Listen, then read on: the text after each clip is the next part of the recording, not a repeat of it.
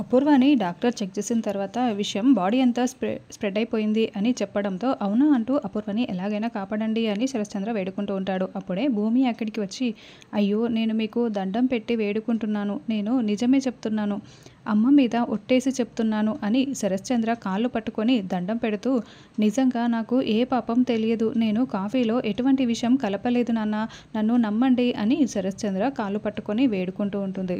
అప్పుడే బెడ్పై ఉన్న అపూర్వ ముక్కుతూ మూలుగుతూ లేచి లేవే లేవు అని శరశ్చంద్ర కాళ్ళపై పడిన భూమిని లేపి నిలబెట్టి ఏంటే ఆస్తి కోసం, మా ఆస్తి కోసం నీలాంటి వాళ్ళు ఇలా విషం కలిపి నా ప్రాణాలే తీయాలని చూస్తారా? నీకు ఎంత ధైర్యం ఉంటే ఇలా చేస్తావే? కన్న వాళ్ళ మీద ఒట్టు వేసి కాళ్ళు పట్టుకొని నీలాంటి వాళ్ళ మీద ఏం నమ్మకం ఉంటుందే?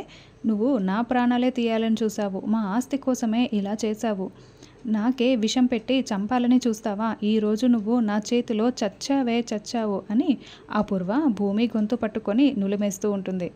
అయ్యో అపూర్వ వదులు వదులు అని శరశ్చంద్ర అరుస్తూ చెప్తూ ఉంటాడు. అందరూ షాకింగ్గా చూస్తూ ఉంటారు.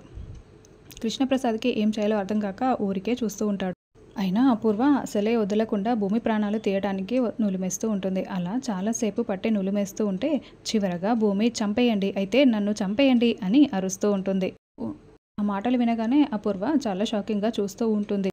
నాకు ఏ పాపం తెలియదు, కావాలంటే అదే కాఫీ నేను కూడా తాగుతాను అని తాగుతూ ఉంటుంది.